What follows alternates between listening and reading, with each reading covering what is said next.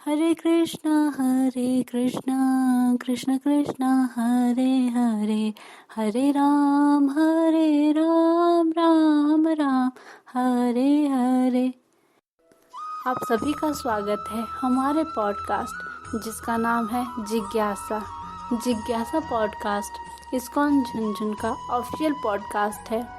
आज के पॉडकास्ट में हम चर्चा करेंगे कृष्णा की ओर, जिसका द्वितीय अध्याय है कृष्ण संकीर्तन तथा कृष्ण को जानने की विधि, जिस पर हम चर्चा करेंगे।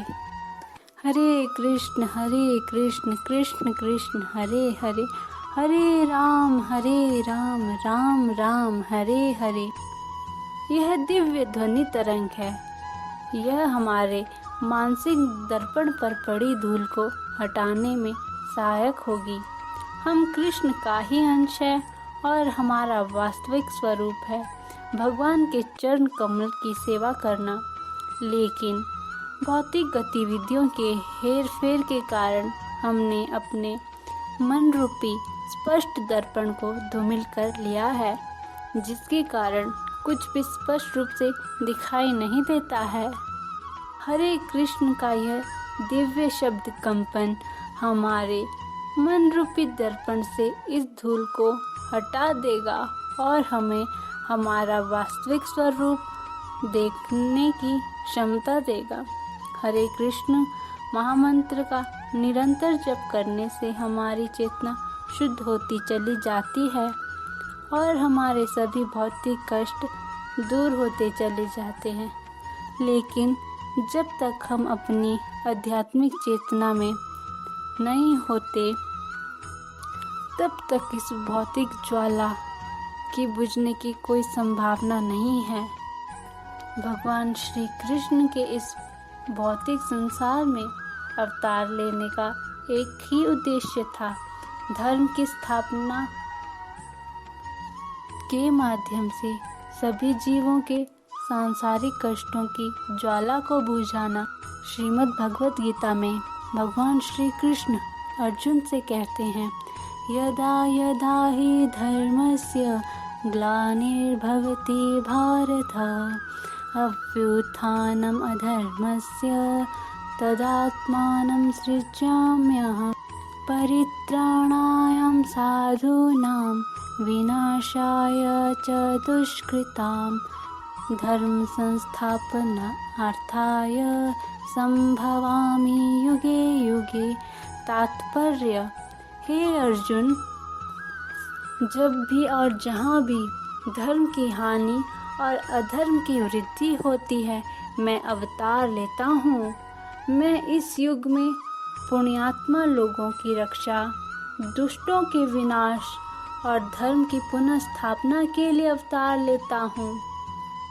इस श्लोक में भगवान श्री कृष्ण द्वारा धर्म का प्रयोग किया गया है। वैदिक साहित्य के अनुसार धर्म केवल विश्वास नहीं है। विश्वास बदल सकता है, लेकिन डर नहीं। पानी की तरलता को बदला नहीं जा सकता है। यही उसका वास्तविक धर्म है। पानी किसी भी अवस्था में हो, चाहे वो कठोर अवस्था में हो अथवा गैस अवस्था में हो, परिस्थिति अनुकूल होने पर वह पुनः अपनी वास्तविक स्थिति में आ जाता है। यही उसका वास्तविक धर्म है। वह अपने धर्म से विचलित नहीं होता है। ठीक उसी प्रकार हम भी भगवान श्री हरि के ही अंश हैं।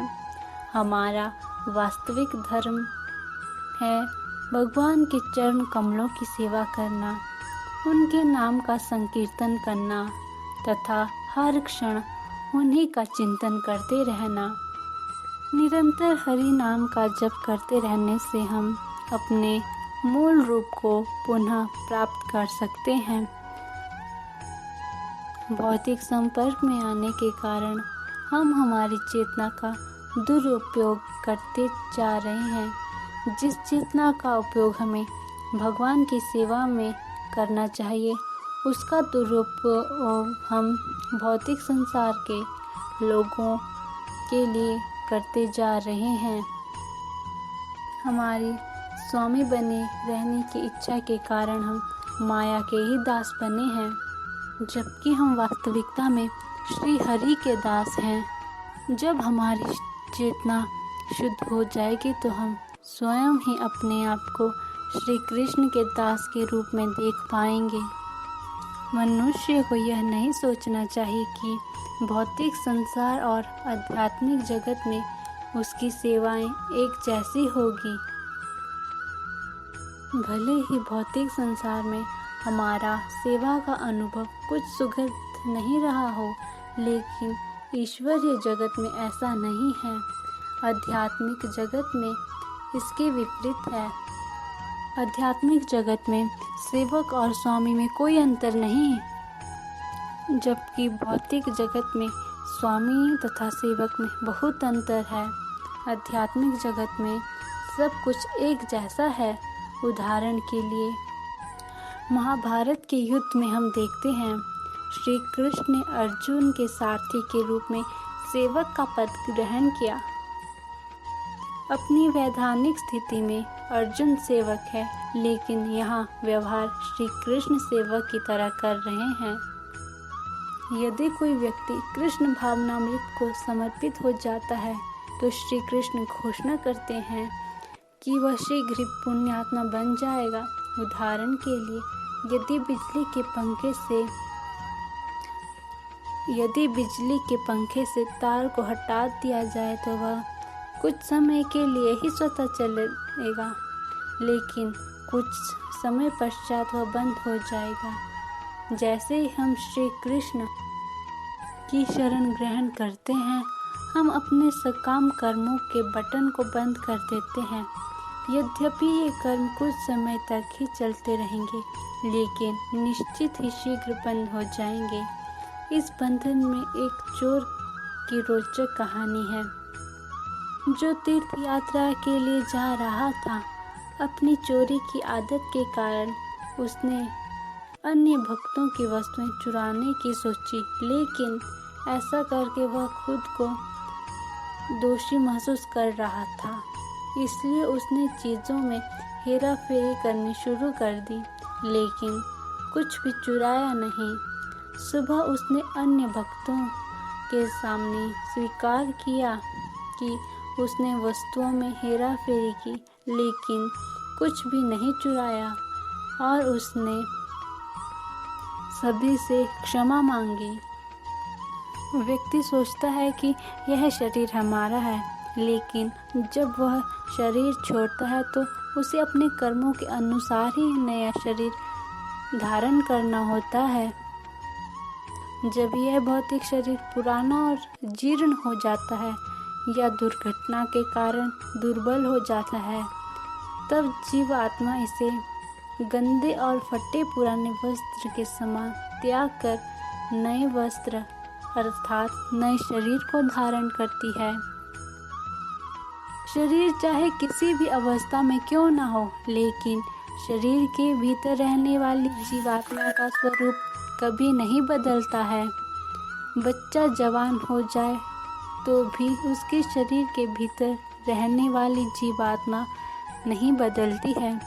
ऐसा नहीं है कि बच्चों के जवान होने पर उसके भीतर रहने वाली जीवात्मा भी बदल कर नहीं हो जाएगी।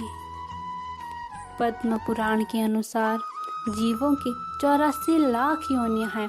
मृत्यु के पश्चात हम किसी भी योनि को प्राप्त कर सकते हैं, लेकिन श्री कृष्ण आश्वासन दिलवाते हैं कि जो व्यक्ति अपने जन्म और मृत्यु के रहस्य के मूल को जान लेता है वह मुक्त हो जाता है।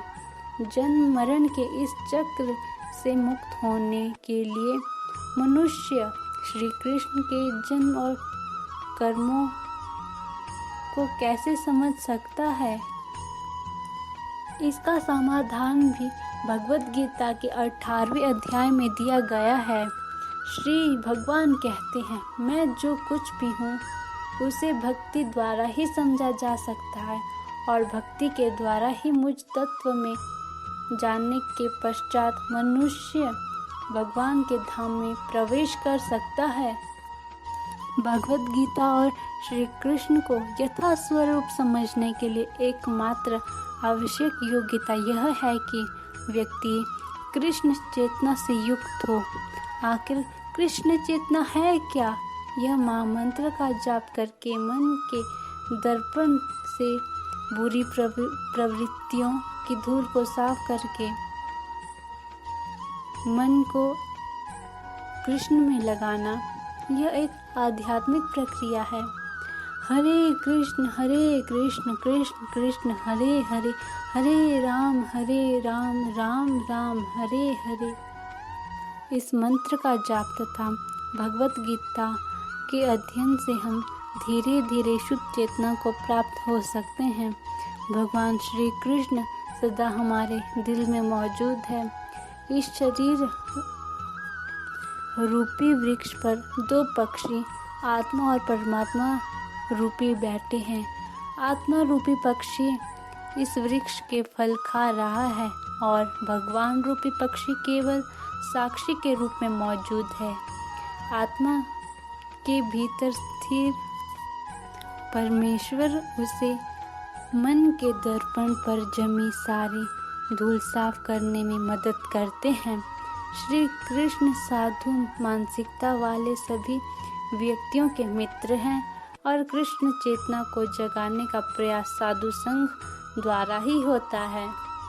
श्रवण और कीर्तन द्वारा मनुष्य कृष्ण के विज्ञान को समझने के स्तर पर पहुंच जाता है और इस प्रकार वह कृष्ण को समझ सकता है। कृष्ण को समझने के लिए वह भक्तों का संग लेता है।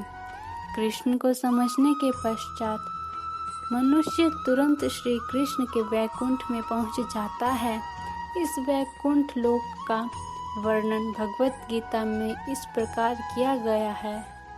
न तत्भास्यते सूर्यो न शंका को न पावकः यद्गत्वा न निर्वर्तन्ते तद्धाम परम मम। न सूर्य न चंद्र न बिजली मेरे उस धाम को प्रकाशित करती है। जो आत्मा वहाँ पहुँचती है वह इस भौतिक संसार में कभी नहीं आती है। कृष्ण चेतना की यह प्रक्रिया वास्तविक में कठिन नहीं है। श्री कृष्ण अर्जुन को यही सिखाना चाहते हैं। यदि हम गीता को उसी तरह समझे जिस तरह अर्जुन ने समझा तो हमें जीवन के लक्ष्य तक पहुंचने में कोई कठिनाई नहीं होगी। और यदि अगर हम भगवत गीता की व्याख्या अपनी सांसारिक शैक्षणिक विद्वत्ता के अनुसार करेंगे तो सब कुछ गलत ही हो जाएगा। कलयुग में हरि नाम ही एकमात्र उद्धार का उपाय है, जिससे मन रूपी दर्पण पर जमी हुई धूल हट जाएगी। कृष्ण चेतना को जगाने के लिए हमें भारी मदद की जरूरत नहीं है, क्योंकि श्री कृष्ण चेतना पहले से ही हमारे भीतर सुप्त रूप में व्याप्त है। वास्तविकता तो यह है कि कृष्ण चेतना ही हमारा सच्चा गुण है। हमें बस इस प्रक्रिया के माध्यम से इसे जगाना है। कृष्ण चेतना वास्तविक सत्य है, यही शाश्वत सत्य भी है। यह कोई हठधर्मिता या किसी संस्था द्वारा थोपी गई मान्यताओं का संग्रहण नहीं है। यह हर जीवित प्राणी में मौजूद है, चाहे मनुष्य हो या पशु। लगभग 500 साल पहले श्री चैतन्य महाप्रभु दक्षिण के एक घने जंगल में भ्रमण करते हुए हरे कृष्ण महामंत्र का जप कर रहे थे। तब बाघ, हाथी, हिरण आदि सभी जंगली जानवर कृष्ण के पवित्र नामों की धुन पर थिरक रहे थे। उन्होंने संकीर्तन नृत्य में भाग लिया। बेशक यह संकीर्तन की शुद्धता पर निर्भर करता है, लेकिन जैसे जैसे हम जप में आगे बढ़ेंगे शुद्धि अवश्य होगी। धन्यवाद। जय प्रभुपाद, जय जय प्रभुपाद। पतित पावन श्रील प्रभुपाद।